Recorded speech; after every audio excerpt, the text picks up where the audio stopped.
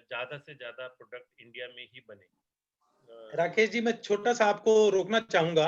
हमारे प्रेसिडेंट श्री संजय अग्रवाल जी भी जुड़ चुके हैं और मैं चाहूंगा कि श्री संजय अग्रवाल जी, जो कि पीएचडी चैम्बर के प्रेसिडेंट हैं, वो हमारे संजय सेठ जी जो मेंबर ऑफ पार्लियामेंट हैं, उनका अपने प्रेसिडेंशियल एड्रेस के थ्रू हमें अपना उद्बोधन दें और कार्यक्रम की रूपरेखा को आगे आप संचालित करेंगे। लेकिन सबसे पहले मैं श्री संजय अग्रवाल जी जो हमारे प्रेसिडेंट हैं, उनसे मैं निवेदन करूंगा कि आप अपने प्रेसिडेंशियल एड्रेस से हम सबको अनुग्रहित करें। श्री संजय अग्रवाल जी, प्रेसिडेंट पीएचडी चैम्बर। सर आप अनम्यूट कर लें sir.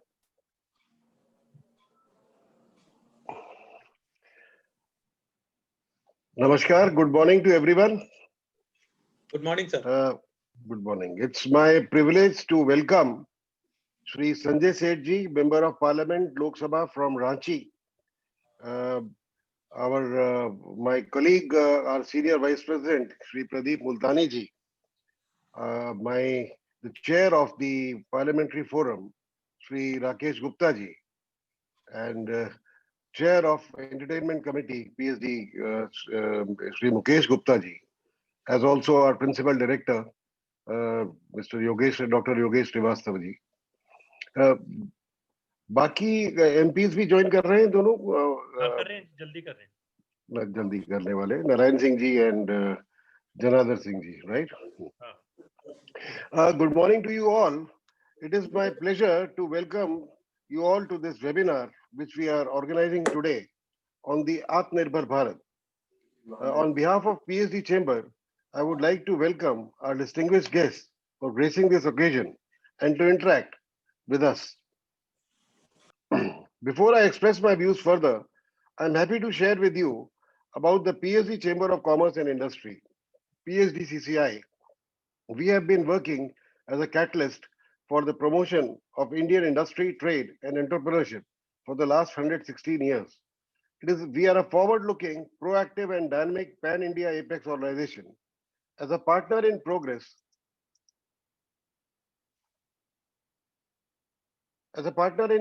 with industry and government, the PSD Chamber, with a special focus on MSMEs, works at the grassroots level with strong national and international linkages for propelling progress, harmony, and integrated development of the Indian economy. Our Honorable Prime Minister Narendra Modi ji's clarion call for Atmanirbhar Bharat, self-reliant India, has captured people's imagination and become a mantra for everyone. Building a self-reliant India is essential in a post-COVID-19 world. Our self-reliance is based on 5 pillars: economy, infrastructure, system, demography, and demand. This pandemic has shown us the importance of local markets and local supply chains. We are on the way to adopt the mantra of local and work towards its progress. India offers the best opportunity in terms of a huge domestic market and factor endowments. However, we need to create a competitive labor-intensive manufacturing sector which will cater to both domestic demand and the export markets. Atmanirbhar Bharat depends on improving the income and productivity of a majority of labor force.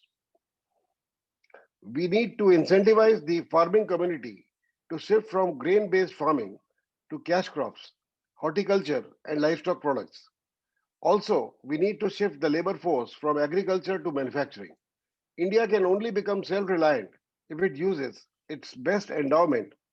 Harivansh Narayan Singh ji को प्रणाम, आपको welcome sir, बहुत बहुत आपने join किया, thank you so much sir. तो जैसा कि मैं कह रहा था, we need to shift the labor force from agriculture to manufacturing. India can only become self-reliant if it uses its best endowment and appropriates its demographic dividend. That is possible if labor-intensive manufacturing takes place in a big way, creating employment opportunities for the labor force with low or little skills, generating income and demand. India is already moving towards building self-reliance in the fields of solar equipment, aviation, defense, and medical equipment, among others. Even the tribal and backward areas have huge scope to produce their goods that will make them self-reliant. The government is taking bold steps at the policy level to underline its serious intent. Education also has a vital role in accomplishing the dream of Atmanirbhar Bharat. Students must be skilled and trained for the jobs of the future. They must be trained to be job creators, not job seekers. Atmanirbhar Bharat in these times is proving to be a game changer towards the development of the nation. We have to support Make in India products, making India a manufacturing hub, getting lots of FDIs, and promoting India as a favorable destination for investments and travel, among others. I once again welcome the dignitaries and look forward to listening to them, to their wish and to their views on Atmanirbhar Bharat. Thank you. Dhanyavad. Thank you president sir, thank you very much for your wonderful words. और सबसे पहले, जिससे पहले कि मैं राकेश जी से फिर से निवेदन करूं कि वो कार्यक्रम की रूपरेखा को बढ़ाएं, हमारे संग श्री हरिवंश नारायण सिंह जी भी जुड़ चुके हैं और मैं आप दोनों माननीय सदस्यों को पीएचडी चैम्बर की तरफ से छठ की बहुत बहुत बधाई भी देना चाहूंगा। और मेरे दर्शकों ने मुझे रांची से बताया है कि झारक्राफ्ट जो एक प्रोग्राम जो है होता है उसमें संजय सेठ जी चेयरमैन थे और इस प्रोग्राम को बढ़ाने में उनका बहुत बड़ा योगदान रहा है। राकेश जी, आपकी परमिशन से मैं एक छोटा सा प्रोफाइल श्री हरिवंश नारायण सिंह जी का भी पढ़ना चाहूंगा, आपकी परमिशन है सर? हाँ, जरूर जरूर जी। Shri Harivansh Narayan Singh ji is an Indian journalist and politician who is the deputy chairman of the Rajya Sabha. He is a member of parliament in the Rajya Sabha representing Bihar. He did his graduation and post-graduation in economics from Banaras Hindu University and also holds diploma in journalism. He resides at Ranchi. He has worked in several different media publications through his career, starting with the Times of India. He served as an additional media advisor to former Prime Minister Chandrasekhar ji. He joined the then obscure and nearly dead Hindi publication Prabhat Khabar in 1989 and scaled it to become one of the top newspapers in India in terms of its circulation. In 2014, the Janata Dal United nominated Mr. Singh to the Rajya Sabha from the state of Bihar for a 6-year term. On 8th August 2018, he was elected as Deputy Chairman of the Rajya Sabha for a 6-year term as the candidate of the National Democratic Alliance, winning the election by a vote of 125 to 105 against the opposition candidate. He is the third person ever and first in 40 years to hold this post who is not from the Indian National Congress. He was re-elected as the Deputy Chairman of the Rajya Sabha on 14 September 2020 after he returned to the Rajya Sabha for his second term from Bihar. तो मैं PhD chamber की तरफ से दोनों का बहुत बहुत स्वागत करता हूं। अब मैं राकेश गुप्ता जी जो हमारे चेयरमैन हैं पार्लियामेंट्री फोरम्स पीएचडी चैम्बर के और हमारे ओनर हैं साधना टीवी वीआईपी न्यूज चैनल के, उनसे मैं अब रिक्वेस्ट करूंगा कि कार्यक्रम की रूपरेखा को आगे बढ़ाएं। Over to you Rakesh ji. धन्यवाद योगेश जी। हरिवंश नारायण सिंह जी, आपका बहुत बहुत स्वागत है। और आप डिप्टी स्पीकर के रूप में अक्सर हम आपको टीवी पर देखते भी हैं और मुझे लगता है कि आजकल के समय में जिस ढंग से पार्लियामेंट चलती है बहुत डिफिकल्ट रहता होगा पूरे कार्यक्रम को, पूरे राज्यसभा को संभालना, लेकिन आप बहुत बखूबी उसको संभालते हैं। आज जिस तरह का माहौल देश में बना हुआ है और प्रधानमंत्री जी ने वोकल फॉर लोकल का नारा दिया हुआ है, देश को आत्मनिर्भर बनाने की दिशा में हम अग्रसर हैं और पूरे प्रयास कर रहे हैं। हम आपके विचार उस बारे में जानना चाहेंगे, लेकिन उससे पहले थोड़ा विषय से हट करके, क्योंकि हरिवंश नारायण जी आपसे बार बार मिलने का मौका नहीं मिलेगा और आप मीडिया से जुड़े रहे हैं, आपसे संक्षेप में मैं ये जानना चाहूंगा, आप धर्मयुग, रविवार, प्रभात खबर जैसे लीडिंग पब्लिकेशंस के साथ जुड़े हुए हैं, आपको नहीं लगता कि आज के समय में प्रिंट मीडिया की वैल्यू कम होती जा रही है?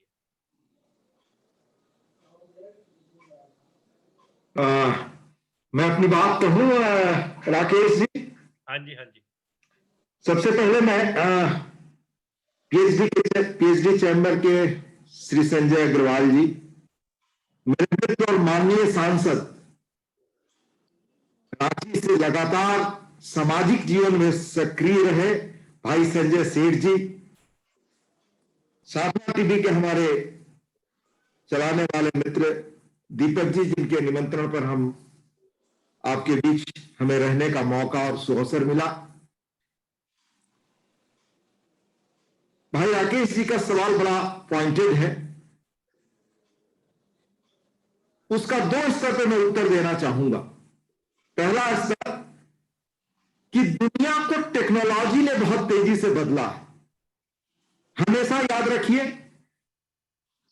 जब इंडस्ट्रियल रिवॉल्यूशन हुआ, जिसे भाप क्रांति कहते हैं, रेलें आई, बड़े जहाज बने, दुनिया में एक देश दूसरे देश के आसपास जाने लगे, व्यापार और बढ़ा, कारोबार और बढ़ा, तो इंडस्ट्रियल रिवॉल्यूशन ने पूरी दुनिया की तस्वीर बदल दी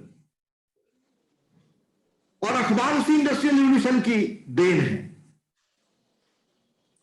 उसके बाद जो आपने दौर देखा, खास तौर से जिसे एलपीजी कहते हैं, लिबरलाइजेशन, ग्लोबलाइजेशन और प्राइवेटाइजेशन, वो दौर दुनिया ने देखा और ग्लोबल दुनिया बनी। 1991 में दुनिया की मशहूर पत्रिका द इकोनॉमिस्ट की एक महिला पत्रकार ने एक पुस्तक लिखी थी, वो आज भी लोगों को पढ़नी चाहिए, डेथ ऑफ डिस्टेंस। कैसे इस नई दुनिया में दूरियां खत्म हो गई। ये सब याद रखिए भाई राकेश जी, टेक्नोलॉजी से संभव हुआ। हम लोग पुराने दिनों में, एक मैं लेमैन की दृष्टि से समझता हूं चीजों को, तो पुराने दिनों में ये हम कहते थे कि हमारे काशी, प्रयाग, कांची या पुणे, ये कल्चरल आध्यात्मिक सेंटर है जो दुनिया को रोशनी देते हैं। इसी तरह रोम, यूनान में भी अपने उनके सेंटर थे जो गाइड करते थे। पर आज सिलिकॉन वैली और बेंगलुरु हो गए हैं जो दुनिया की नियति, भविष्य और रास्ता तय कर रहे हैं। इसको और एक सामान्य भाषा में समझना हो तो मैं जो समझता हूं, जिस रूप में आपसे शेयर करना चाहूंगा, कि मार्क्स शायद पहले व्यक्ति थे जिन्होंने कहा दुनिया में कि गरीबी का अंत हो सकता है। इसके पहले तक माना जाता था गरीबी इंसान की नियति है, वो अपने भाग्य के साथ पैदा होता है। पर मार्क्स ने कहा कि नहीं, गरीबी इस व्यवस्था की देन है, दूर की जा सकती है। तो उनका विचार दुनिया के कोने कोने तक माना गया कि फैल गया, महाद्वीपों को पार कर, संस्कृतियों को पार कर, भाषा की दीवार पार कर, और स्टीव जॉब्स का आईपैड उनसे भी ज्यादा घरों तक पहुंच गया जो मार्क्स का विचार नहीं पहुंचा था। यह टेक्नोलॉजी का असर है। Technology, iPhone, globalisation, global world, और इसमें जो ट्रेड वगैरह का आप संबंध देख रहे हैं सबका, तो उस नई टेक्नोलॉजी के दौरान यह सोशल मीडिया से लेकर बाकी चीजें चुनौती बनी हुई है प्रिंट मीडिया के लिए। और हर दौर में पुरानी टेक्नोलॉजी पीछे जाती है, नई टेक्नोलॉजी इमर्ज करती है। लेकिन मैं प्रिंट वर्ल्ड से रहा हूं और मेरा अनुभव है कि आज की चुनौतियों के अनुरूप अगर प्रिंट मीडिया अपने को रीइन्वेंट करती है तो लिखे हुए विचारों का कोई उसका विकल्प नहीं है। लिखे हुए विचारों ने दुनिया को बदला है और मुझे यकीन है कि प्रिंट मीडिया वैसी प्रतिभा सामने लेकर आएगी देर से देर, और प्रिंट मीडिया की ताकत बढ़ेगी। आज देखिए फील्ड आया, ई बुक बिकने लगा, आज पुनः किताबें बड़े पैमाने पर दुनिया में बिकने लगी। इस तरह से समय के अनुरूप अगर जो टेक्नोलॉजी माध्यम अपने को रीइन्वेंट करता है वो दुनिया में टिकता है, जो नहीं करता वो पीछे छूट जाता है। तो आज जरूरत है प्रिंट मीडिया को इस मौजूदा चुनौती के दौर में टेक्नोलॉजी के अपने को रीइन्वेंट करे, नए ढंग से अपनी तस्वीर, अपनी नियति, अपना स्वरूप, अपना भविष्य तय करे। बिल्कुल, बहुत ठीक कहा आपने। और वाकई ये जो इंफॉर्मेशन टेक्नोलॉजी में हमने जितनी तरक्की की है उसका ये परिणाम है। सोशल मीडिया और इलेक्ट्रॉनिक मीडिया का जो बढ़ते हुए कदम है, और अब तो ओटीटी प्लेटफॉर्म इतने आते जा रहे हैं, उसके कारण से डेफिनेटली हमारे लाइफस्टाइल में और हमारी थिंकिंग में सब में परिवर्तन आ रहा है। अब हम अपने आज के मूल विषय पर आए कि आत्मनिर्भर भारत के लिए जो मोदी जी ने वोकल फॉर लोकल का नारा दिया है, हम उस दिशा में कैसे आगे बढ़ रहे हैं और आगे क्या क्या चुनौतियां आ रही हैं। जहां पर हम बात करते हैं कि हमारी 5 ट्रिलियन यूएस डॉलर की इकोनॉमी बनने वाली है, हम उस दिशा में अग्रसर होंगे, लेकिन उधर हमारे जीडीपी डाउन होता जा रहा है, बेरोजगारी बढ़ती जा रही है, लोगों के सामने में 10 तरह की समस्याएं आ रही हैं और सरकार अपनी तरफ से पैकेज दे रही है, लेकिन वो निचले लेवल तक कितना पहुंचता है एमएसएमई सेक्टर को खास तौर से, उसका कितना लाभ मिलता है, वो एक चिंता का विषय डेफिनेटली है ही है। हमने अक्सर देखा है कि बैंकों के पास में तो सरप्लस मनी है, सरकार भी चाहती है कि बैंक इस पैसे को ज़्यादा से ज़्यादा लोगों तक डिसबर्स करे, लेकिन जो वास्तव में नीडी होते हैं उनको जल्दी से पैसा नहीं मिलता और ना मिलने के कारण से वो इकोनॉमी में आगे नहीं बढ़ते। आपको हैरानी होगी, मुझे कल परसों कोई एक उदाहरण दे रहे थे कि लखनऊ में जो बाड़ा बना हुआ है, बहुत बड़ी मस्जिद बनी है, जिस समय में वो बनी होगी उस समय राजा वहाँ का जो था, मुस्लिम राजा था, वो दिन में मस्जिद बनवाता था और रात को गिरवा देता था। उसका कारण क्या था कि दिन में बनती थी तो लोगों को रोजगार मिलता था, रात को तोड़वा देता था तो फिर रोजगार मिलता था तोड़ने वालों को। तो उसके कारण से पैसा दोनों लोगों को मिल जाता था और वो पैसा सर्कुलेशन में आने से कहीं ना कहीं लोगों को रोजगार मिलता था और काम बढ़ता था।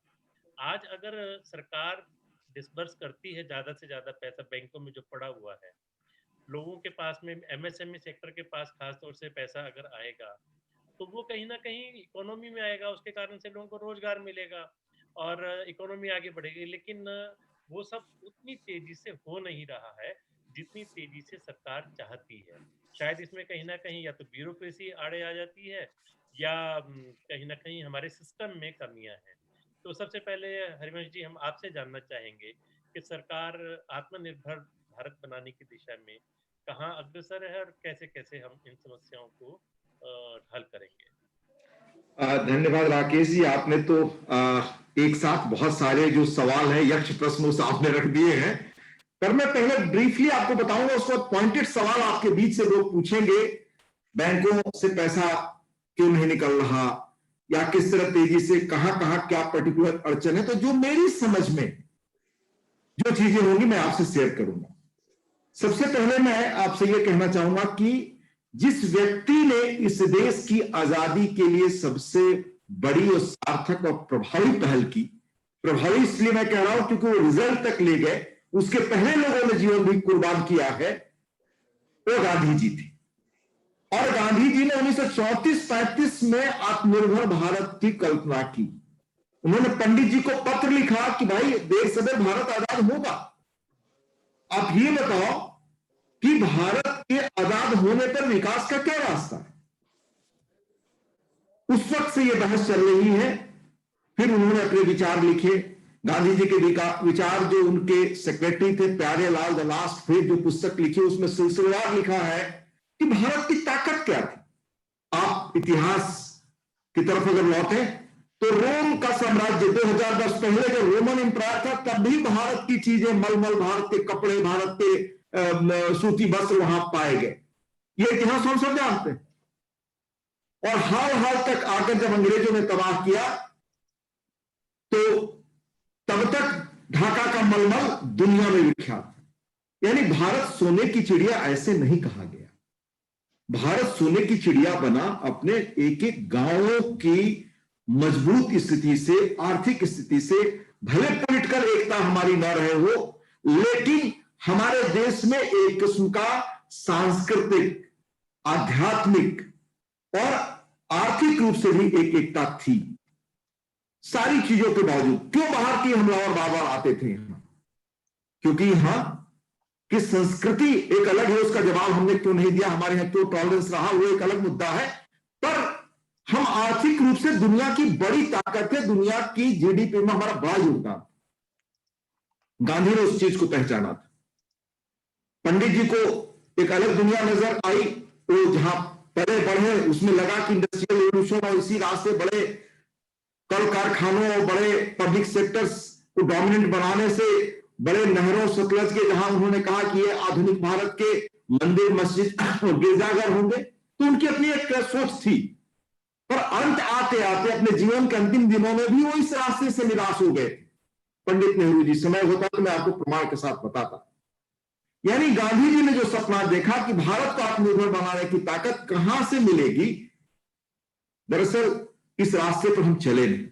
और हमने जो भी रास्ता डेवलपमेंट का अपनाया, बाहर से कर्ज लें और लोगों का जो पब्लिक इनिशिएटिव, जो ऑनेस्टी, जो हमारे यहां एक तरह से कह सकते हैं कि व्यापार चलाने की कला जिस वर्ग में थी ताकत, उनको हमने अवसर नहीं दिया, उस प्रतिभा को आने का अवसर नहीं दिया। हुआ क्या, जो कमांड इकोनॉमी जिसको राजगोपालाचारी ने बहुत पहले कहा था कि लाइसेंस कोटा परमिट राज, 91 आते आते तक देश बैंकरप्सी की स्थिति में पहुंच गया। लोग जानते नहीं, अभी एक ब्रिटिश इतिहासकार ने किताब लिखी है कैसे वो 6 महीने जब चंद्रशेखर प्रधानमंत्री थे इस देश को बैंकरप्ट होने से बचा लिया। आप सब ट्रेड और बिजनेस की दुनिया से जुड़े हो, आप जानते हैं उसमें सारी चीजें तथ्यात्मक प्रमाण के रूप में है कि अगर उन्होंने उस वक्त बैंकरप्सी से भारत को नहीं बचाया होता तो देश दुनिया के बाजार में दिवालिया हुआ होता, और आज देश जहां पहुंचा है उसके लिए वो शायद स्थिति नहीं बनती।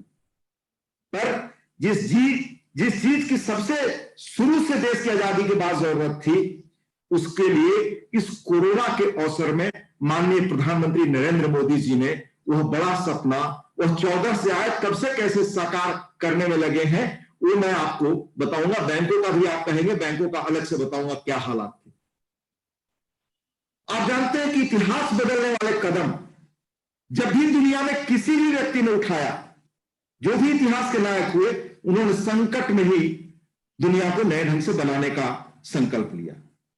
आप जानते हैं 78 से 80 के दौर के बीच चीन की क्या स्थिति थी और कैसे देंग सियाओपिंग ने क्या कहा और कैसे बदला, वह अलग प्रकरण। तब तक भारत कई चीजों में चीन से आगे था। मैं आपको यह बताना चाहूंगा, रेल से लेकर बाकी चीजों में भारत 78-80 तक, बल्कि 80 तक हम कई चीजों में, जीडीपी में 91 तक लगभग बहुत का अंतर नहीं था। पर हमने वो रास्ते जो दुनिया खोल रही थी, जो हमारे इंटरप्रेन्योर्स नए नए हुनरमंद सामने आ रहे थे, उनको बढ़ाने और बेहतर तरीके से उनको अवसर देने, उनके बिजनेस को बढ़ाने का काम वो शायद नहीं किया। जो इंटरप्रेन्योर्स थे, उन इंटरप्रेन्योर्स के पीछे अंततः तो जॉब क्रिएटर्स वही हैं, उस ढंग से हमने वो सिस्टम प्रोवाइड नहीं किया। शायद लगता है कहीं इस तरह की चीजें हुई। मैं उस विस्तार में नहीं जाना चाहूंगा, लेकिन माननीय प्रधानमंत्री जी ने 5 चीजें कही जब उन्होंने इस कठिन दौर में आत्मनिर्भर भारत की चर्चा की। इकोनॉमी कैसे मजबूत करें, इंफ्रास्ट्रक्चर, आप जानते हैं कि आज की तारीख में इंफ्रास्ट्रक्चर मजबूत किए बगैर चीजें बेहतर नहीं हो सकती। इंफ्रास्ट्रक्चर में मैं एक चीज सिर्फ आपसे बताऊं, रोड्स। दुनिया के विकसित देशों के इतिहास को कैसे सड़कों ने बदला है, ये एक अलग विषय है। हमारे यहां क्या स्थिति थी अटल जी के जमाने में, सड़कें वो हुई, और अब सड़कों का देखिए, पुलों का देखिए, कठिन जगहों पर आने जाने का देखिए। सिस्टम तीसरी चीज थी उनको 5 पिलर में, कि सिस्टम ये कैसे बेहतर हो, जो लोग हमारे इंटरप्रेन्योर्स हैं उनको अगर सिस्टम से कहीं दिक्कत आती है उसको हम दूर करने की कोशिश करें। डेमोग्राफी एंड डिमांड, ये 5 चीजें माननीय प्रधानमंत्री जी ने कहा। और उसमें जो आर्थिक पैकेज उन्होंने घोषणा की, तो पहले पैकेज में जो 20 करोड़ उन्होंने कहा, तो पहला था बिजनेस इंक्लूडिंग एमएसएमई, जिसमें पूरा, जिसकी बात जब मैं ज्वाइन किया और मैं सुन रहा था, पीएचडी के प्रेसिडेंट बोल रहे थे, माइग्रेंट लेबर्स, कृषि के जो और लेबर्स हैं उनको कैसे हम एग्रीकल्चर के ले जाएं, बड़ा स्पष्ट उन्होंने उसमें स्पष्ट किया। दूसरा था साथ ही एग्रीकल्चर, किस तरह से हम कृषि को बिना आधुनिक बनाए, उसमें बड़े पूंजी के निवेश के बगैर चीजें आगे नहीं जा सकती। कोल और नए होराइजन ऑफ ग्रोथ, आप जानते हैं कोल के बारे में सिर्फ कहा जाए तो आज हम 1.5 लाख करोड़ का सालाना कोयला खरीदते हैं, जबकि दुनिया में दूसरे नंबर का कोयला भंडार हमारे यहां। और जो सरकारी कोल कंपनियां हैं उनमें क्या स्थिति है, क्या चुनौती है, क्या उनके हालात है, ये सब जानते हैं। Mineral, defence, aviation, power, space sector, atomic energy related reforms, social sector, इन सब चीजों में कैसे बदलाव आए, इसकी बात हुई। साथ ही 5वां था government reforms and enablers, employment generation कैसे हो हेल्थ केयर सेक्टर में, एजुकेशन में, डीक्रिमिनलाइजेशन ऑफ कंपनीज एक्ट, जिसको लेकर कंपनियों को कहीं परेशानी होती थी, उसको दूर करने की कोशिश, ease of doing business, public sector enterprises, support to state governments, इस तरह कुछ कुल राहत के 6 कदम उस वक्त एक एक करके हुए, जिसमें स्वदेशी उद्योगों को बढ़ावा देने का रास्ता और खाका बिल्कुल स्पष्ट था। आपूर्ति की व्यवस्था यानी सप्लाई चेन, देश की मिट्टी की महक और मजदूरों के पसीने की खुशबू, यह वाक्य कि उनकी उत्पादन की जो चीजें हैं उनका देश उत्पादन का की खपत बढ़े। कोरोना संकट में आपने देखा भारत की क्षमता की एक झलक भी कि N95 मास्क का उत्पादन नाम मात्र होता था और 2 लाख पीपीई किट से भारत में बन रहे थे, भी मैं काफी पहले का फिगर बता रहा हूं, और 2 लाख N95 मास्क रोज बन रहे हैं। तो यह जो लोकल के प्रति वोकल होने की बात हुई, तो हर इलाके में आप जाएंगे तो लोकल चीजें हैं जिनको अगर प्रमुखता मिले, जिनका उपयोग हम करना शुरू करें तो इकोनॉमी को ताकत मिलेगी। उस ब्लूप्रिंट में जो बहुत स्पष्ट खाका है, किसान कैसे आत्मनिर्भर होंगे, शहरी बनेंगे आत्मनिर्भर, यानी प्रवासी मजदूर और शहरी गरीबों की योजना, इनकी सबसे बड़ी तादाद है। मनरेगा आवंटन बढ़ा, नया लेबर कोड जिससे कैसे मदद मिले, एमएसएमई के तहत कई घोषणाएं कदम, सूक्ष्म लघु और मध्यम वर्गीय गृह योजनाओं के लिए, इस तरह संपूर्ण राहत और पैकेज 6 किस्तों में जो आए। अब उसमें कैसे आयात कम हो ताकि व्यापार घाटा कम हो, रोजगार का सृजन हो, ग्लोबल टेंडरों को कैसे हम रोकें, मेक इन इंडिया की तर्ज पर कई लोगों ने सुझाव दिया है, एक्सपर्ट्स ने, इन्वेंट इन इंडिया, हम चीजों को भारत में खोजें, ये सारे प्रयास हमारे यहां हो।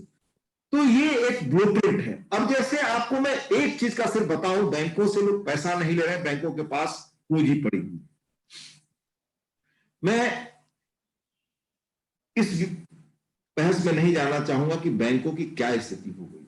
आप जानते हैं 14 में बैंकों के क्या हालात थे जो बाद में आए, सामने आए। अगर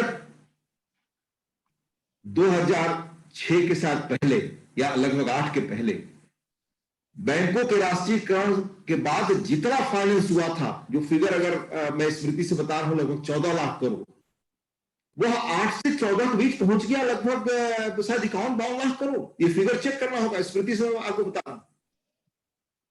और बैंकों से पैसे लोन वापस आने बंद हो गए।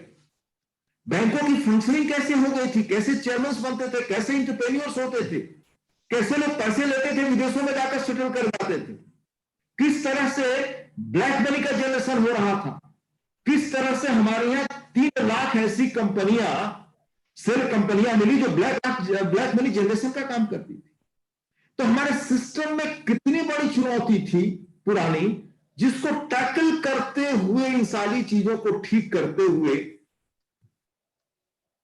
सरकार ने कदम बढ़ाया और आज इस मुकाम तक पहुंचे कि बैंकों की जो स्थिति, अंदरूनी लिक्विडिटी की प्रॉब्लम हो रही थी, उसको ठीक एक स्तर पर लाए। अब कैसे सारी चीजों को नियम बनाकर, इनकम टैक्स एक्ट में बदलाव करके, ताकि प्रो फ्रेंडली बिजनेस बने, नए नए विश्वविद्यालयों से लेकर बाकी चीजों में इनोवेशन हब बनाकर, इनोवेटर्स को भारी पैमाने पर फाइनेंस देकर कैसे लोग जुड़े, इसकी कोशिश लगातार हो रही है। और मुझे लगता है कि धीरे धीरे, चूंकि कोरोना का दौर है और यह दुनिया के लिए एक बड़ी गंभीर चुनौती है और दुनिया का हर देश इससे प्रभावित है। हमारी कुछ और चुनौतियां बड़ी हैं क्योंकि हमारी आबादी दुनिया की आज लगभग थोड़ा ही अंतर है। एक्सपर्ट्स कहते हैं कि कुछ ही दिनों में हम चीन को ओवरटेक करेंगे। हमारी धरती चीन से 3 गुनी कम है। अमेरिका की आबादी 30-32 करोड़ 33 करोड़ के आसपास, 5 गुना हमसे अधिक धरती। तो इस चीज को कैसे हम लेबर को अपने, जो संजय अग्रवाल जी कह रहे थे, इस कृषि के एग्रीकल्चर को या सरप्लस लेबर को हम अलग अलग प्रोडक्टिव एक्टिविटी में लगा सकें, कैसे नए नए हमारे एंटरप्रेन्योर्स आ सके, उसके लिए सिस्टम पूरा खाका सरकार ने तैयार कर दिया है। व्यवस्था वैसी नहीं की, जो व्यवस्था की पुरानी खामियां थी, जहां लूप होल्स थे, ब्लैक मनी की ज्यादा गुंजाइश थी जो जीडीपी का नुकसान करती है, उस प्रसंग में मैं नहीं जाना चाहता। उन सब लूप होल्स को ठीक करते हुए एक मजबूत रास्ते पर, मजबूत सिस्टम के साथ डालने का प्रयास लगातार सरकार कर रही है। और मुझे उम्मीद है कि जैसे कोरोना के हालात सामान्य होंगे तो फोरकास्ट भी आ रहा है कि भाई तेजी से जीडीपी में भी ग्रोथ होगा। बहुत बहुत धन्यवाद। बहुत अच्छा आपने डिटेल में हमें समझाया कि सरकार क्या क्या प्रयास कर रही है, और निश्चित रूप से समय लगेगा इसके रिजल्ट आने में, और जो 60-70 साल की गंदगी है एक दिन में साफ नहीं होगी, समय लगेगा। और आत्मनिर्भर देश को जो हम बनाने की दिशा में लगे हुए हैं, उसके सुखद परिणाम बहुत जल्दी हमें देखने को मिलेंगे। हमारे साथ में संजीव सेठ जी भी हैं। संजीव सेठ जी, हम आपको भी सुनना चाहेंगे कि आत्मनिर्भर भारत बनने की दिशा में हम कैसे अग्रसर हो रहे हैं और क्या कुछ इस बारे में किया जा रहा है। संजय सेठ।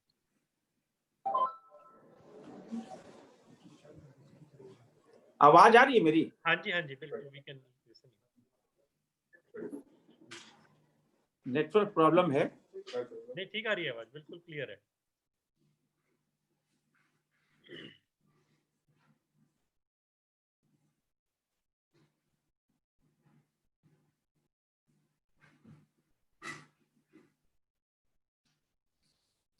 बोलिए संजय जी।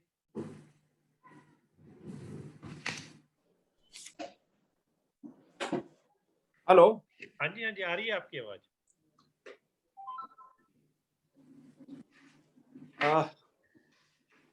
आदरणीय हरिवंश जी, राकेश जी, संजय जी, सबसे पहले मैं छठ की ढेर सारी आपको शुभकामना देता हूं। आप सबों को छठ मैया आप सब पे खूब आशीर्वाद दे। और छठ एक बहुत पावन पुण्य त्योहार है। पहले ये त्योहार बिहार और उत्तर प्रदेश के कुछ शहरों में गंगा के तटों पे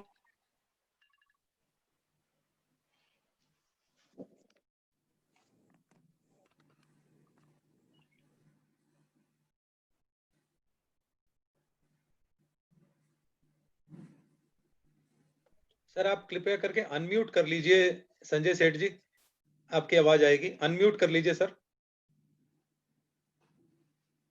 जी बोलें sir. Network problem, actually network problem है। अभी आवाज आ रही है? बिल्कुल आ रही है सर, बिल्कुल आ रही है।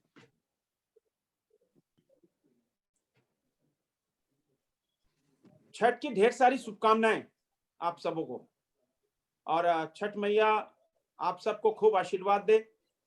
देश से कोरोना जल्द से जल्द दूर भागे, ऐसी छठ मैया से प्रार्थना।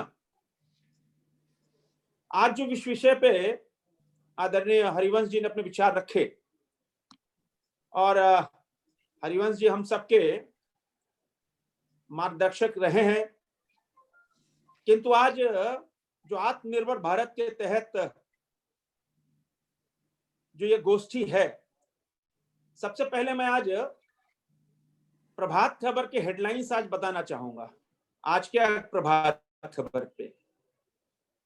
प्रभात खबर के हेडलाइंस है कि एक आईआईएम लखनऊ से एमबीए की एक बालिका जिसका नाम है वन्या, उसने 28 लाख की नौकरी छोड़कर प्रधानमंत्री के आत्मनिर्भर भारत के तहत, स्टार्टअप के तहत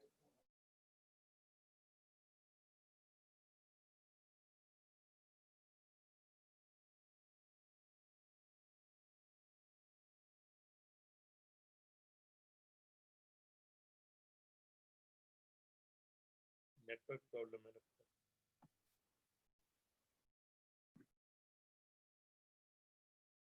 नेटवर्क का इशू है। मैं दर्शकों को बताना चाहूंगा, मेरे को रांची से भी कई फोन आ रहे हैं। अच्छा सर, हमारे अब आ गए सर। आप इसको अनम्यूट करें संजय सेठ साहब। आवाज ब्रेक हो रही है, नेटवर्क इशू है यहाँ पे। तो मैं प्रभात खबर की आज के हेडलाइंस बता रहा था।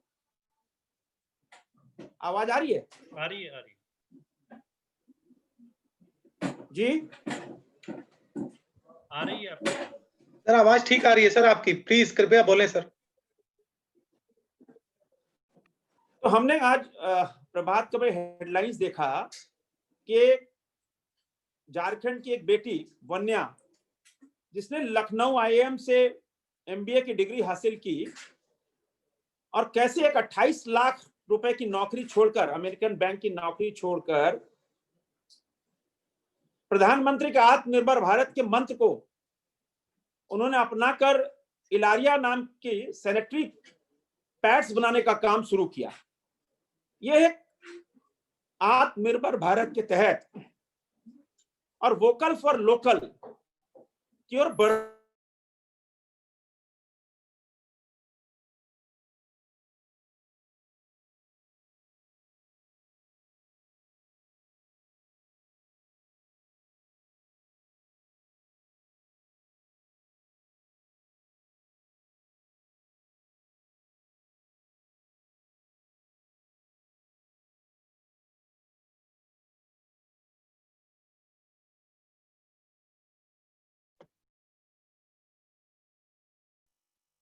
सर अनम्यूट करके बोले सर, अनम्यूट कर लीजिए सर प्लीज। करते हैं बाद में, नेटवर्क इश्यू है असल में। जी जी जी, आ रही है सर, अब आपकी आवाज आ रही है सर, प्लीज बोले। वो तारतम्य टूट जाता है ना। जी जी जी, टेक्नोलॉजी में सर थोड़ा सा देखना पड़ रहा है। बताया वो 28 लाख की नौकरी छोड़ करके और सैनिटरी पैड बनाने के काम में लग गई। जी, मैं वही बात कर रहा था, कैसे इको फ्रेंडली सैनिटरी नैपकिन बनाने का उसने काम शुरू किया। यही आत्मनिर्भर भारत, जो प्रधानमंत्री जी ने जो मंत्र दिया, उस मंत्र से प्रभावित होकर वन्या ने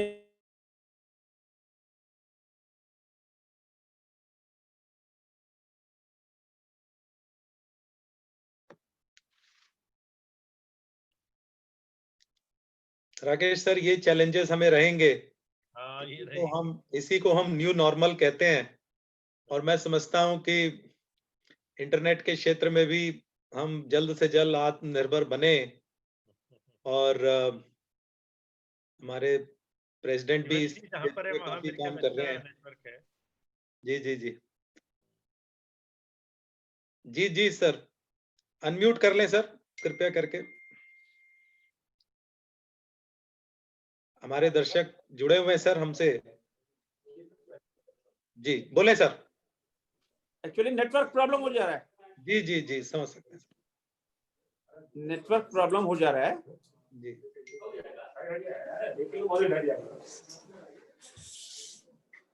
बोलिए सर।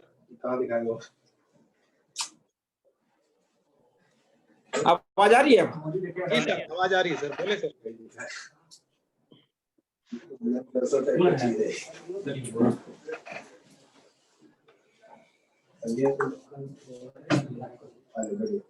बोलिए बोलिए संजय जी।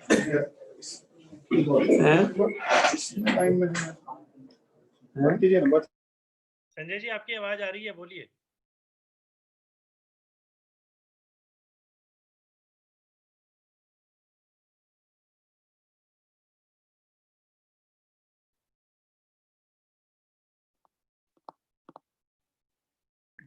फिर वो टूट जाता है ना। अब आ रही है? अच्छा, तो मैं कह रहा था वानिया की कहानी। कोरोना के संक्रमण काल में जब पूरी दुनिया युद्ध लड़ रही थी और पूरी दुनिया की अर्थव्यवस्था डिरेल हो चुकी थी और भविष्य का किसी को रास्ता भी नहीं दिखाई दे रहा था, ऐसे में भारत के प्रधानमंत्री, एक ऐसा प्रधानमंत्री जिन्होंने इस आपदा को अवसर में बदलने का आह्वान किया और आपदा को अवसर में बदलकर आत्मनिर्भर भारत, और उसके तहत वोकल फॉर लोकल, ऐसा यह नारा नहीं था, यह एक मंत्र था। सचमुच में भारत को आत्मनिर्भर बनाने के लिए हम सब ने अभी दिवाली मनाई।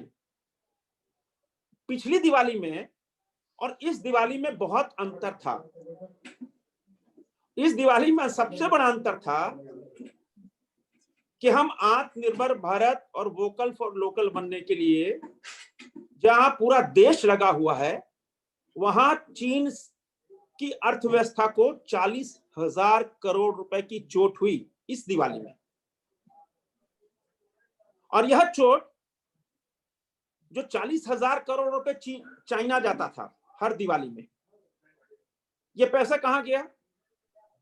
यह पैसा सीधे सीधे भारत के गांव, टोला, पंचायत में गया।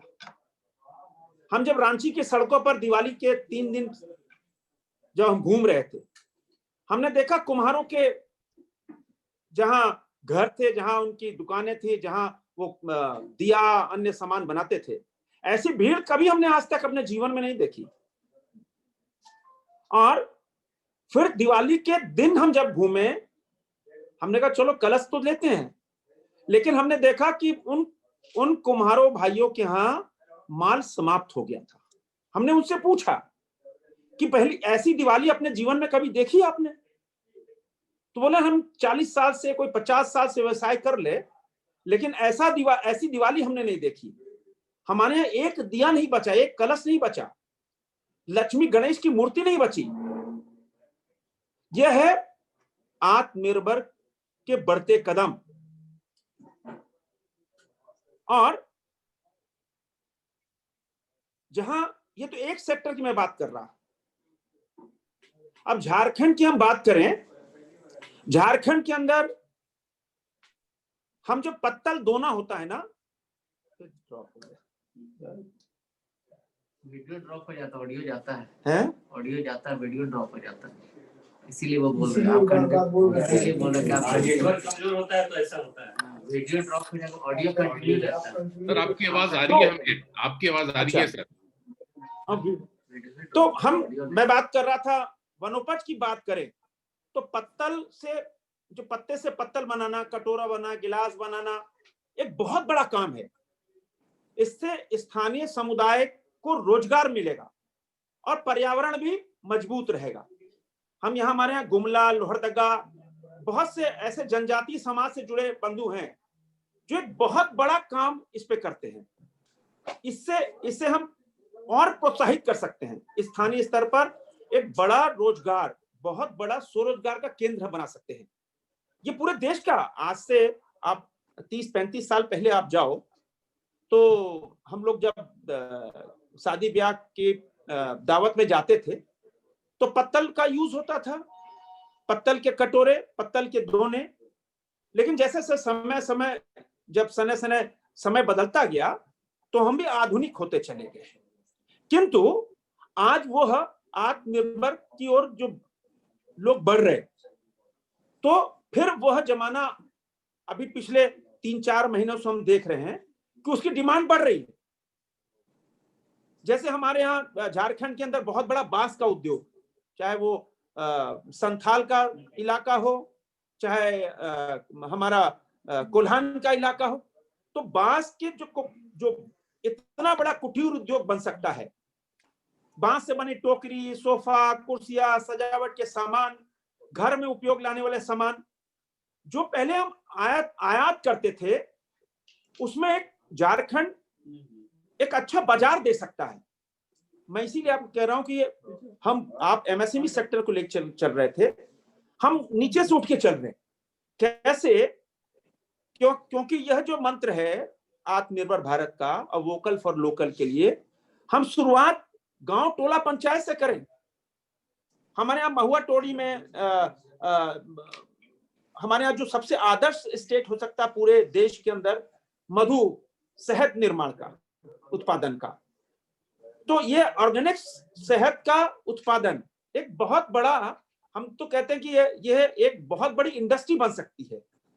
अभी एक जो शहद का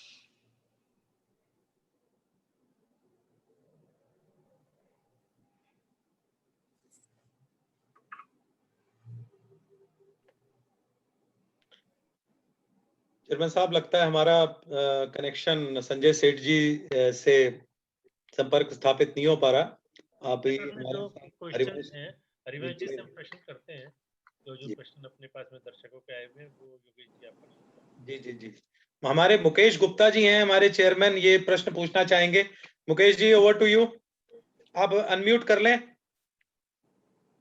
पूछें sir. Thank you Yogesh ji, बहुत अच्छा हरिवंश जी ने बताया और संजय सेठ जी भी बहुत ही अच्छी बातें बता रहे थे आत्मनिर्भर भारत के लिए। और मेरा भी एक्सपीरियंस यही है, मैं भी पिछले काफी दिनों से देख रहा हूँ कि माननीय मोदी जी के प्रधानमंत्री बनने के बाद पिछले 7 सालों में देश ने जो प्रगति की है और उन्होंने जो नए नए कार्यक्रम शुरू किए, आत्मनिर्भर भारत भी उसी में से एक है, तो हर चीज का बहुत पूरे देश में असर देखने को मिल रहा है। और जो कुटीर उद्योग, और जैसे अभी मैंने देखा कि खादी ग्राम उद्योग जो इतने वर्षों से काम कर रहा था, पहली बार ऐसा हुआ है कि 1 लाख करोड़ से ऊपर की उसकी टर्नओवर हो गई है। तो इसमें कहीं ना कहीं आत्मनिर्भर भारत का डेफिनेटली बहुत बड़ा रोल है। मोदी जी ने आह्वान तो अभी किया आत्मनिर्भर भारत का, लेकिन उनकी जो नीतियां एमएसएमई के लिए थी उसका असर कहीं ना कहीं बहुत बड़ा हुआ है।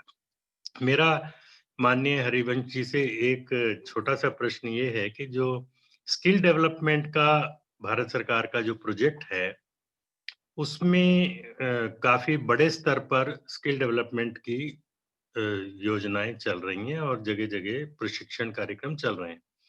आपका इस बारे में कैसा एक्सपीरियंस है? आप जरा उसको शेयर करेंगे तो सब लोगों को जानकारी मिलेगी कि इसका कुछ कितना असर पूरे देश में हुआ है।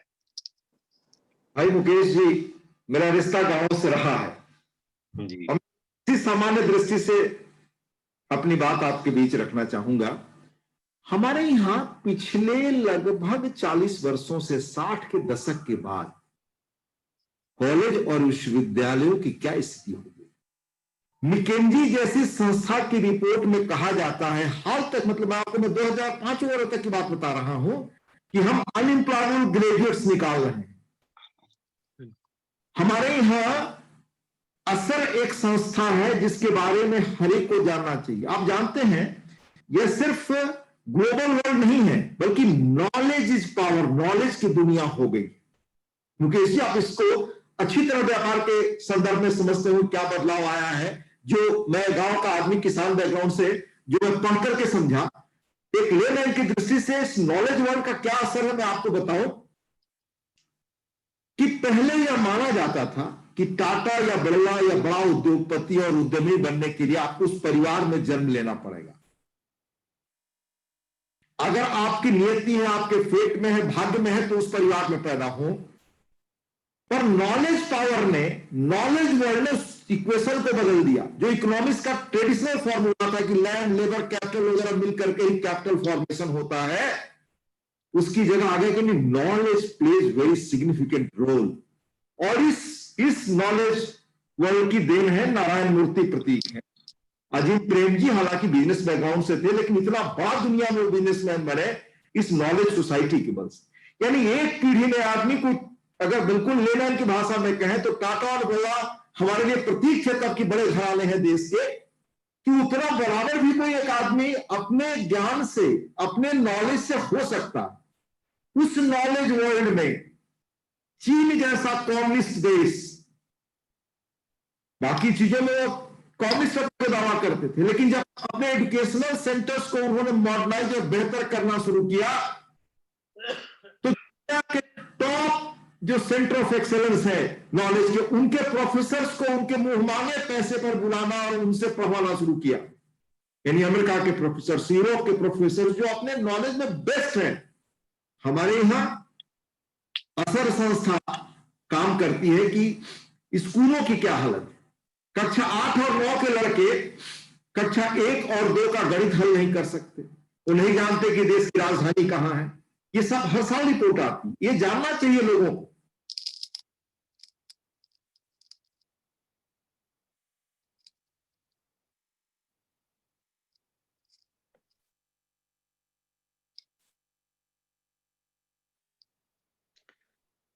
राकेश जी, हमारे संग श्री सिग्रीवाल साहब भी जुड़ गए हैं सर। मैं आपसे निवेदन करूंगा कि आप उनको इस कड़ी के तहत आप क्वेश्चन पूछें। अगर आपका आदेश है तो मैं छोटा सा उनका ब्रीफ प्रोफाइल पढ़ना चाहूंगा। श्री जनार्दन सिंह सिग्रीवाल साहब, member of parliament, Lok Sabha Maharajganj से हैं। राकेश जी, आपका आदेश है? मुझे जी। हेलो हेलो जी सर। सर हमारे मैं दर्शकों को बताना चाहूंगा, हमारे संग श्री जनार्दन सिंह सिग्रीवाल साहब भी जुड़ गए हैं। राकेश जी, मैं छोटा सा ब्रीफ प्रोफाइल सर का पढ़ना चाहूंगा। श्री जनार्दन सिंह सिग्रीवाल जी is an Indian politician of Bharatiya Janata Party and is a member of 17th Lok Sabha representing Maharajganj. Earlier, he won Bihar Assembly election in 2000, February 2005 and October 2005 from Jalalpur. He represented Chhapra seat since 2010 in Bihar Assembly. He was also Minister of Labour Resources and was a Sports and Youth Minister in Nitish Kumar cabinet. He was born in Saran district in Bihar. He studied in local schools and Rajendra College, Chhapra. He was first elected MLA from Jalalpur seat. After that, he shifted to Chhapra. He remained MLA of Chhapra till he won 2014 Lok Sabha elections from Maharajganj. He has been taking initiatives in organizing cultural programs from time to time to different places, including his constituency, to promote Bhojpuri artists and singers. Over to you, Rakesh जी। आप sir को भी हमारी इस वार्तालाप में जोड़ना चाहेंगे। राकेश जी, आप अनम्यूट कर लें अपने आप को प्लीज।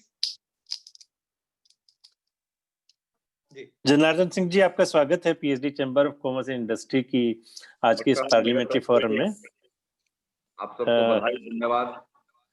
आप संघ के बचपन से स्वयंसेवक रहे हैं और आपके बारे में बहुत कुछ हमने पढ़ा है, सुना है, और देश को हम आत्मनिर्भर बनाने की दिशा में अग्रसर हैं जैसा प्रधानमंत्री जी का स्वप्न है, और उसी विषय पर आज हम चर्चा कर रहे हैं। थोड़ा सा जरूर आप कहीं ना कहीं व्यस्त रहे होंगे, इस वजह से आपका थोड़ा सा देरी से, विलंब से आप हमसे जुड़ पाए हैं। आपसे पहले हम हरिवंश नारायण सिंह जी को और संजय सेठ जी को सुन रहे थे। अब हम आपके भी विचार जानना चाहेंगे, या हरिवंश जी अपनी वार्ता को जारी रख सकते हैं और उसके बाद में हम जनार्दन सिंह जी को सुनेंगे। मैं सिर्फ इस मुकेश जी के सवाल का जो अधूरा उत्तर दिया उसका पूरा उत्तर देना चाहूंगा। हाँ जी, हाँ जी, हाँ जी, हाँ जी। सिर्फ यह बता पाया कि नॉलेज वर्ल्ड एक तरफ दुनिया में इमर्ज कर रहा था, कैसे अपने को कम्युनिस्ट देश व्यवस्थाएं भी बदल रही थी, और हमारे देश में नॉलेज सेंटर्स जो थे इस हालत में पहुंच गए थे कि जहां असर जैसी संस्था बताती है कि प्राइमरी स्कूल से शिक्षण का क्या हालात था, और ऊपर हायर एजुकेशन में अनएम्प्लॉयमेंट ग्रेजुएट्स निकल रहे थे। अब यह शिक्षा नीति आई है और नए ढंग से शिक्षा पर फोकस जो हो रहा है, हमारे बच्चों को उस रूप में शिक्षित बनाएगी जो हम इनोवेटर्स की, एंटरप्रेन्योर्स की कल्पना कर रहे हैं। जिस वन्या लड़की की चर्चा कर रहे थे हमारे भाई संजय सेठ जी, वैसी प्रतिभाएं अब हमारे यहाँ से इनोवेटर्स की हब होंगे और निकलेंगे ऐसे शिक्षण संस्थानों से। तो शिक्षा के क्षेत्र में भी बड़े प्रभावी काम होने शुरू हुए हैं। अगर ये बेहतर तरीके से होगा तो स्किल इंडिया का जो महत्वाकांक्षी योजना, ये योजना तो पिछले आजादी के बाद से ही चलनी चाहिए, बल्कि गांधी जी ने जो खादी का प्रोग्राम रखा तो उस वक्त के अनुसार से उन्होंने बहुत सारी चीजें स्किल की थी जिनमें लोग प्रशिक्षित किए जाते थे। वो तो चीजें बाद में रुक गई, लेकिन 14 के बाद स्किल इंडिया प्रोग्राम भारत की वो जरूरत थी जो आजादी के बाद से ही इसको होना चाहिए था, तो हमारी तस्वीर दूसरी होगी। अब आप व्यवसाय से जुड़े लोग हैं, आप जानते हैं कि हीटर की जरूरत है, बाकी दुनिया में लेबर सप्लाई की जरूरत है, तो उन्हें हुनरमंद होना पड़ेगा, उनको प्रशिक्षित किया जाना चाहिए। वो प्रयास शुरू हुआ बहुत बेहतर तरीके से। हाँ, हर सेंटर्स पर भी चुनौतियां हैं, क्योंकि मैन पावर हमारा कहां पहुंच गया था वो मैंने आपको बताया। हमारे एजुकेशनल सेंटर से किस तरह के लोग निकल रहे थे, अब उसको रिटेन करके जो प्रयास चल रहा है उसका परिणाम मुझे उम्मीद है कि आने वाले वर्षों में दिखाई देगा। तो भाई मुकेश जी, निश्चित तौर से स्किल इंडिया जो आजादी के बाद से होना चाहिए था, जो अब हो रहा है, वो भारत के महाशक्ति की ओर ले जाने का एक बड़ा ताकतवर माध्यम और जरूरत।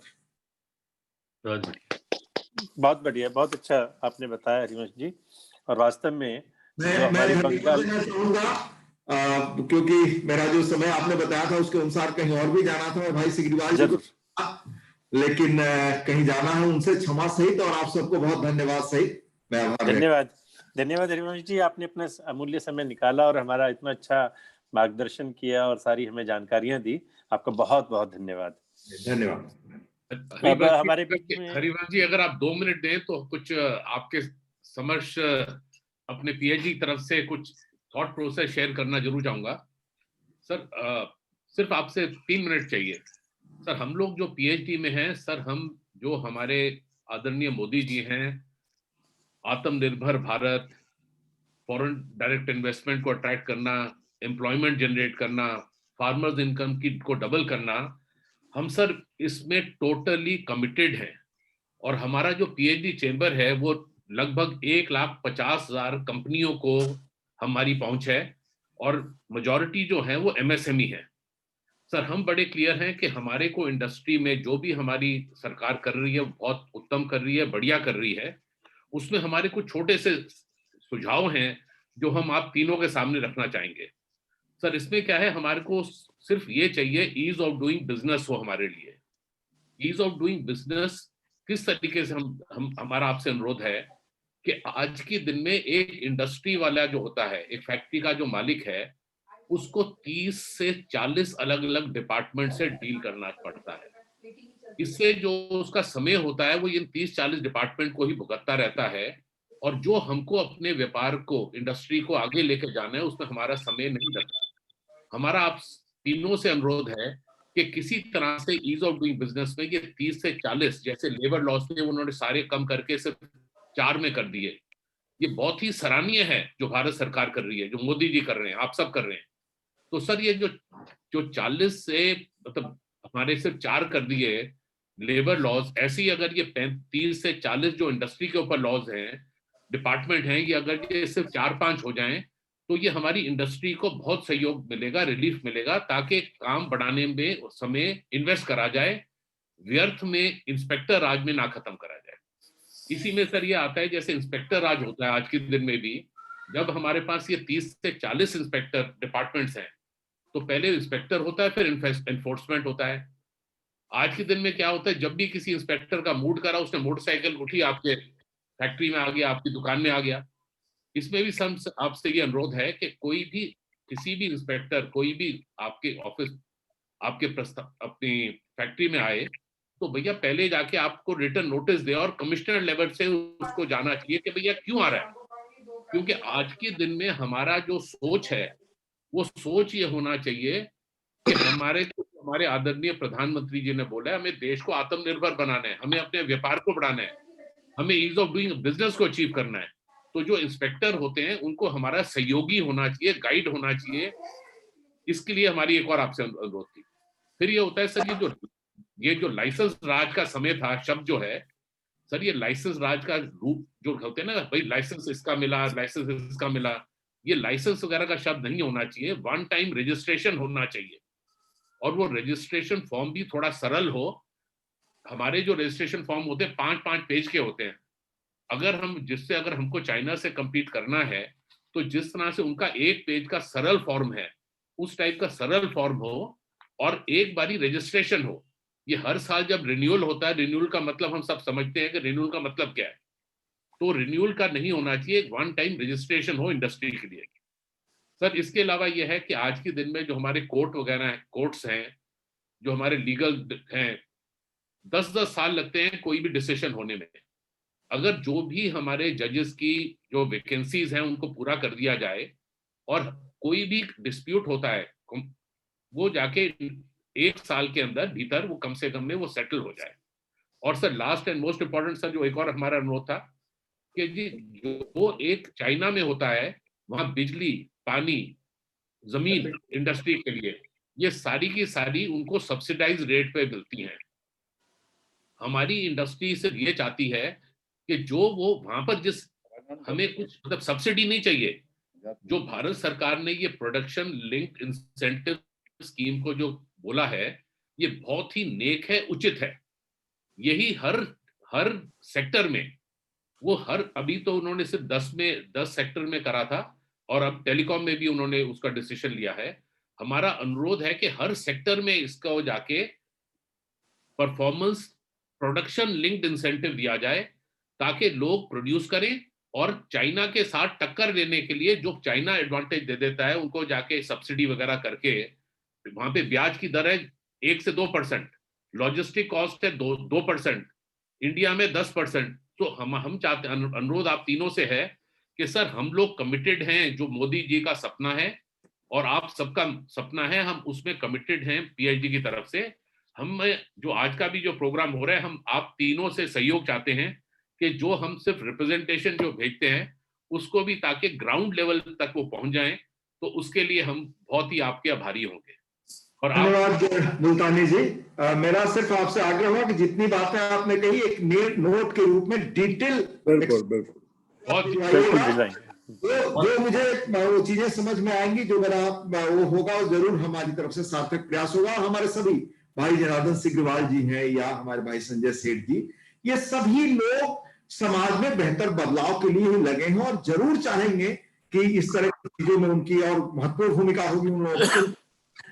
मुझे उम्मीद है कि लिखित भेजेंगे, बताएंगे एक एक चीज को एक्सप्लेन करके कि ये दिक्कतें होती हैं, व्यवहारिक ये परेशानियां, तो निश्चित तौर से हम सबका जो सहयोग हुआ हमेशा साथ है।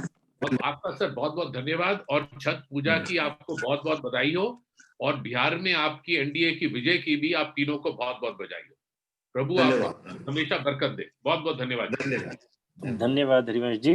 अब हमारे बीच में जनार्दन सिंह सिग्रीवाल जी हैं और महाराजगंज से आप मेंबर पार्लियामेंट हैं और अभी बिहार के इलेक्शन आपने बहुत अच्छे से जीते भी हैं, सरकार आपकी बन चुकी है, शपथ ग्रहण समारोह भी हो चुके हैं। तो जनार्दन सिंह जी, सबसे पहले आपको बहुत बहुत बधाई, शुभकामनाएं। आप स्वस्थ प्रसन्नचित्त हैं ना? आपके पीछे बैकग्राउंड क्या, कहीं कहाँ पर हैं आप इस समय? आवाज नहीं आ रही आपकी। हेलो, हाँ अब जी, आवाज आ रही मेरी? हाँ जी हाँ जी हाँ जी। अभी मैं अपने क्षेत्र में हूँ, लोकसभा क्षेत्र में जलालपुर में अवस्थित मेरा आवास है, मैं आवास पर ही हूँ।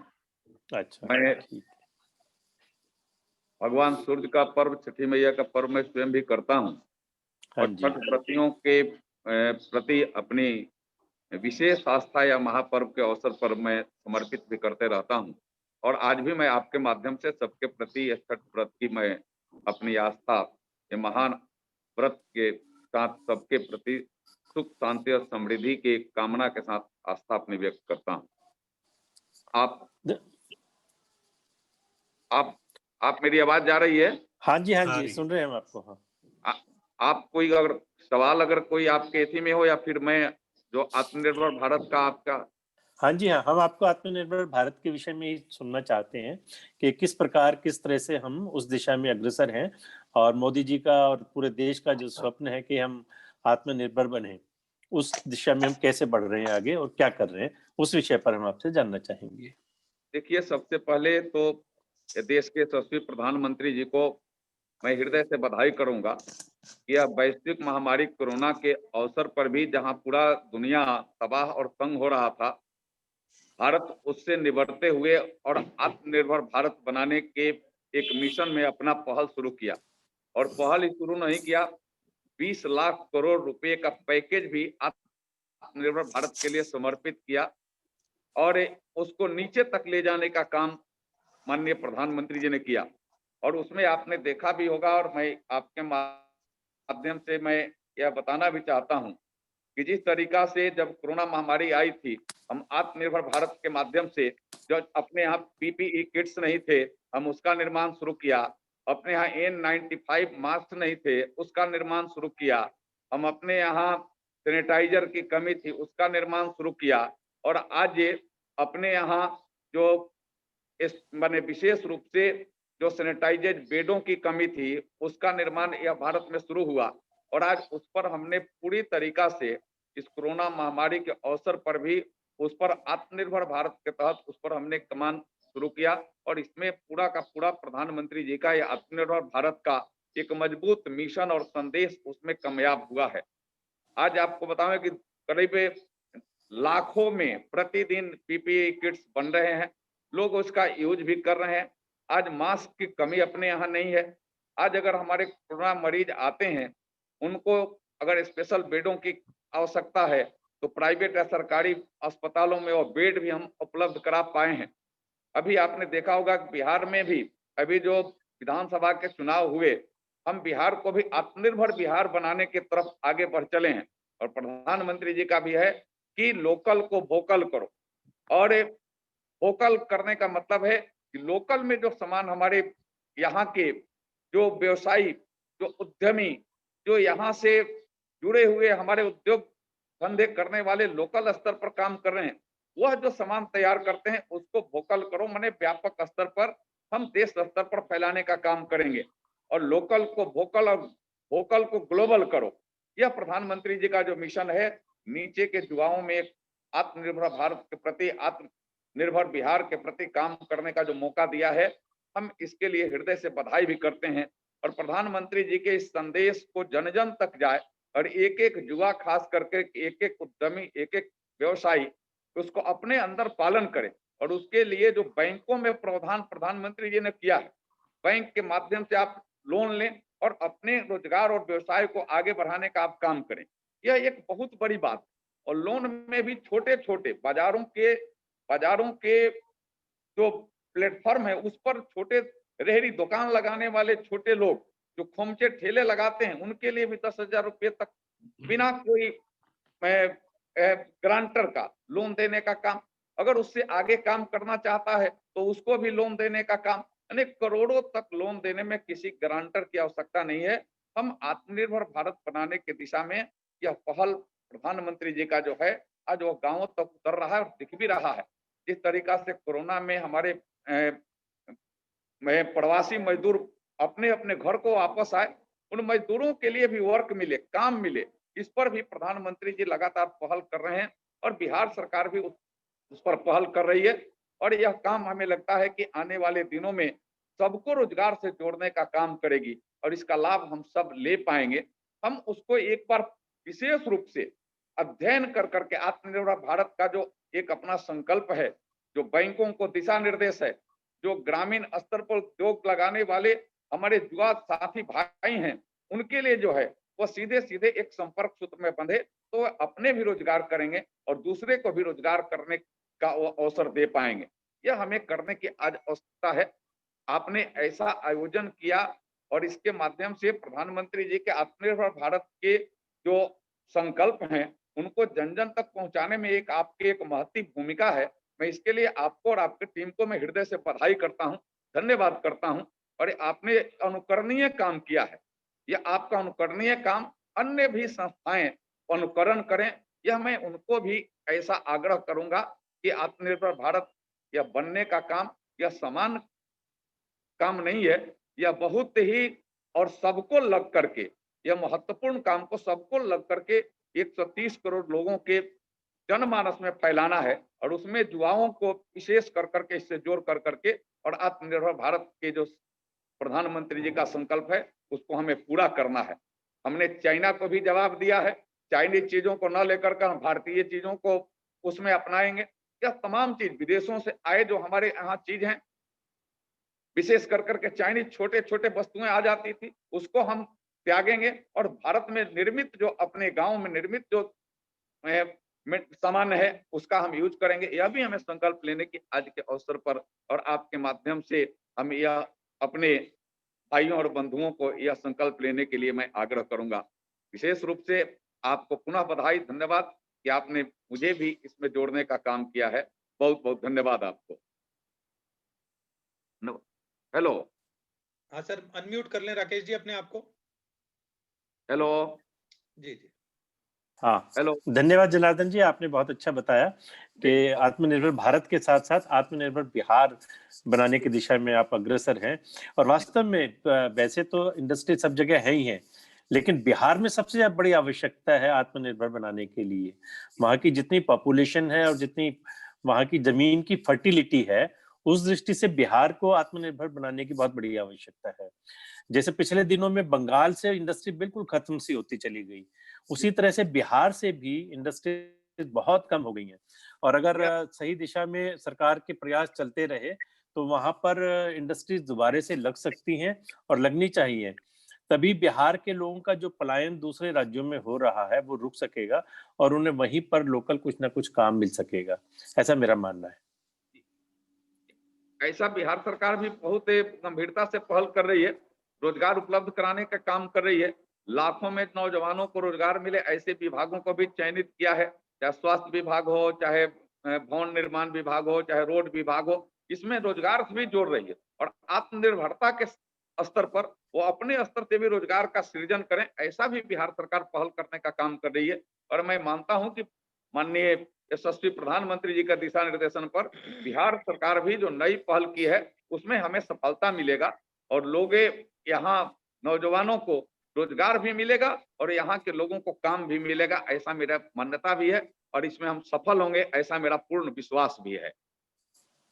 बहुत बहुत धन्यवाद। योगेश जी, कोई प्रश्न किसी तरह के? एक प्रश्न लेना चाहेंगे। हमारे साधना टीवी के हमारे सीनियर जर्नलिस्ट मुखर्जी साहब हैं, उन्होंने जनार्दन सिंह जी से एक प्रश्न वो पूछना चाहते हैं। सर मेरी आपकी इजाजत है राकेश जी, क्या मैं प्रश्न पढ़ूं? प्रश्न ये है जनार्दन सिंह जी, हमारे ये जर्नलिस्ट साहब पूछ रहे हैं कि जो हमने अभी बिहार के इलेक्शन के जब हो रहे थे तो माननीय प्रधानमंत्री जी के द्वारा और माननीय नीतीश जी के द्वारा ये बात कही गई कि बिहार में सबसे पहले टीकाकरण जो है कोरोना का किया जाएगा। उसके बारे में सर आप कुछ बिहार की जनता को और देश की जनता को कुछ बताना चाहेंगे सर? इसमें सीधे आपको मैं बता दूं कि माननीय प्रधानमंत्री जी और नीतीश कुमार जी ने संयुक्त रूप से अपने चुनावी कार्यक्रमों के माध्यम से जो बिहार की जनता को उन्होंने जो संदेश दिया है, जो बातें कही है, वो 100% लागू होगा। जहां तक कि कोरोना की वैक्सीन की बात है, जैसे उपलब्ध होगा बिहार में एक लोगों को कोरोना की वैक्सीन फ्री में यानी उनको उपलब्ध कराया जाएगा, ऐसा एक संकल्प है। क्योंकि भारतीय जनता पार्टी का और प्रधानमंत्री जी का यही संकल्प है कि हम जो कहते हैं सो करते हैं, सबका साथ, सबका विकास और सबका विश्वास, यही अपना तो संकल्प है और यही पूंजी भी है हमारी।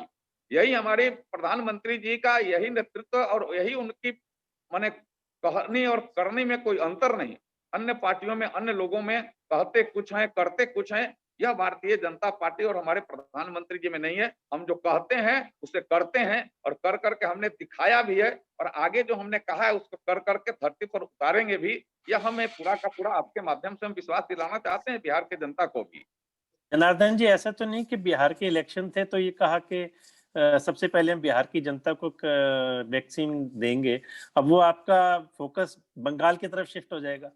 ऐसा भाई साहब कुछ नहीं है। बिहार की जनता को हमने जो कहा है कि जैसे वैक्सीन भारत में उपलब्ध होगी, हम उसमें प्राथमिकता के तौर पर बिहार की जनता को वैक्सीन हम उपलब्ध कराएंगे, फ्री में उपलब्ध कराएंगे। और मैंने फिर आपको याद दिलाना चाहता हूं कि हमारी पूंजी है, जो हम कहते हैं सो करते हैं। कहने के पहले विचार कर करके ही कहते हैं। अन्य लोग बिना विचारे कह देते हैं, चुनावी स्तर पर कुछ अपना स्लोगन दे डालते हैं। हम स्लोगन नहीं देते हैं, हम जो करना रहता है उसी को कहते हैं। और पीछे भी जो हमने कहा था, आज हमें जो अवसर मिला है तो उसको कर करके हमने दिखाया है। इसलिए आज बिहार और देश की जनता को पूर्ण विश्वास है कि नरेंद्र मोदी जी, भारतीय जनता पार्टी के जो एजेंडा है, जो हम कहते हैं तो कर करके दिखाते हैं। यह हमारी पूंजी है और उस पर कहीं कोई हम समझौता नहीं कर पाते हैं। ठीक है, बहुत बहुत धन्यवाद। कार्यक्रम का हम समापन करेंगे और मैं अंत में प्रार्थना करूंगा मुल्तानी जी से, हमारे सीनियर वाइस प्रेसिडेंट हैं। मुल्तानी जी कार्यक्रम का समापन करें। Thank you Rakesh ji. नमस्कार व प्रणाम। आप सभी को बिहार में एनडीए की विजय पर बहुत बहुत बधाई व छठ पूजा की शुभकामनाएं। पीएचडी के प्रेसिडेंट श्री संजय अग्रवाल व अपनी ओर से हम आदरणीय श्री हरिवंश नारायण सिंह जी, श्री संजय सेठ जी, श्री जनार्दन सिंह सेगरीवाल जी का आभार प्रकट करते हैं कि आपने हमें अपना बहुमूल्य समय दिया व हमारे साथ अपने विचार रखे। हम पीएचडी में मानते हैं कि हमें आदरणीय प्रधानमंत्री मोदी जी का जो लक्ष्य है, आत्मनिर्भर Bharat, ease of doing business, vocal for local, doubling farmers income, generating employment, इन सभी लक्ष्य को प्राप्त करने के लिए हम पीएचडी सीसीआई में अपनी पूरी क्षमता से लगे हुए हैं और हम इसमें कमिटेड हैं। सर मैंने पहले वो कुछ हमने आपको सजेशन दिए थे जो हम आपको प्लीज लिख के भेजेंगे, ताकि ये लक्ष्य सबको अचीव करने के लिए जो इंडस्ट्री को छोटी मोटी जो हमारे को परेशानियां हैं जो आसानी से हो सकती हैं, उनके सहयोग के लिए हम आपको लिखेंगे।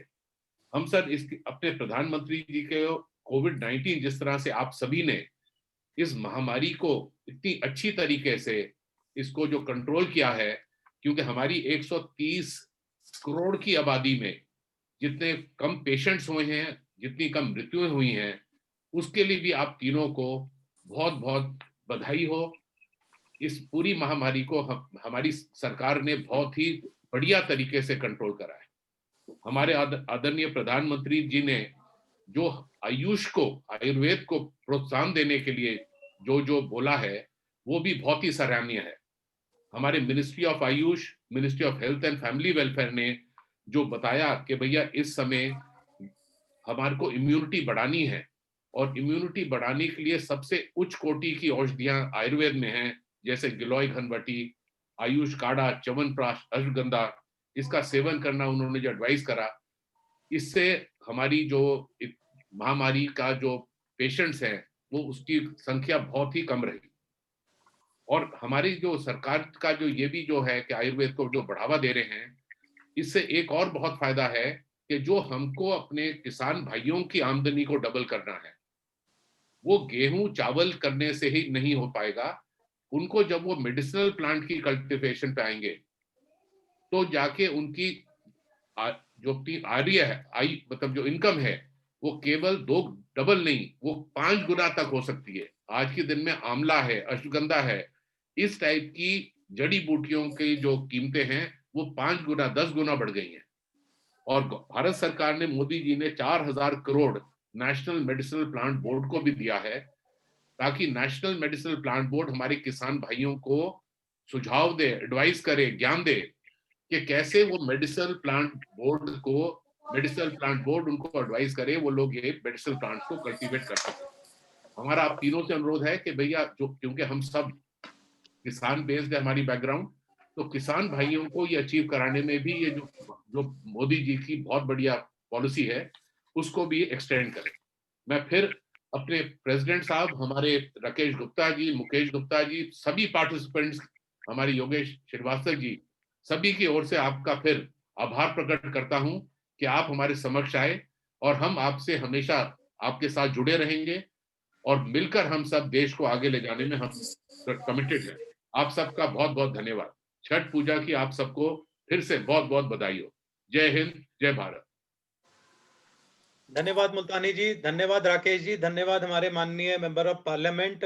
हम पार्लियामेंट्री फोरम की तरफ से हम आपको विश्वास दिलाते हैं, करोड़ों दर्शकों ने आज हमारे प्रोग्राम को साधना टीवी प्लस माइनस प्रोग्राम के तहत इसको देखा, वीआईपी न्यूज पर इसका सीधा प्रसारण किया गया, करोड़ों दर्शक हमारे संग जुड़े। हम हर महीने इस तरह की चर्चा को आपके समक्ष लेकर के आएंगे, इन्हीं शब्दों के साथ और इन्हीं आपसे आग्रह करते हुए कि कोरोना काल में मास्क उपयोग करें और 2 गज की दूरी का हम नियम का पालन करें। सबका बहुत बहुत धन्यवाद। राकेश गुप्ता जी का स्पेशल धन्यवाद कि इन्होंने बहुत अच्छे तरीके से इस पूरे प्रोग्राम को डायरेक्ट टेलीकास्ट इसको पूरे को कराया। तो राकेश जी, मैं चाहूंगा कि अंत में आप इस कड़ी में कुछ शब्द बोलें। Over to Rakesh Gupta ji, chairman parliamentary forum और चेयरमैन साधना टीवी चैनल। धन्यवाद योगेश जी। एक बहुत अच्छा concept PHD chamber of commerce का है ये, कि हम अपने लॉ मेकर्स के साथ में जो देश को चला रहे हैं उन तक अपनी बात पहुंचाएं और उन्हें सुझाव दें, क्योंकि उन तक हमारी बात पहुंचेगी तो ही उन सभी बातों का इम्प्लीमेंटेशन हो सकेगा जो हम चाहते हैं। ये एक अच्छा फोरम तैयार हुआ है और इसके माध्यम से आगे भी हम समय समय पर अलग अलग विषय लेकर और अपने मेंबर पार्लियामेंट तक अपनी बात पहुंचाते रहेंगे। संजय जी का भी धन्यवाद, मुल्तानी जी का धन्यवाद, हमारे तीनों आज के जो डिग्निटरीज थे उन सबका धन्यवाद। योगेश जी, आपने बहुत अच्छी मेहनत की और कार्यक्रम को सफल बनाया। आप सभी का धन्यवाद, और सारे दर्शक जो हमारे साथ जुड़े हुए थे उन्होंने भी निश्चित रूप से इस कार्यक्रम का लाभ उठाया होगा। और योगेश जी, मेरी आपसे एक रिक्वेस्ट है कि जो कुछ भी आज डिस्कस हुआ है इसे राइटिंग में हम तैयार कर लें और एक मेमोरेंडम बनाकर हम अपने जो आज हमारे बीच में गेस्ट आए हुए थे उन तक अपने बात पहुंचाएं। और इसके साथ ही एक बार पुनः आप सभी का धन्यवाद। एक बार फिर मुलाकात होगी अगले प्रोग्राम में। नमस्ते। नमस्कार। जरूर सर, थैंक यू सर।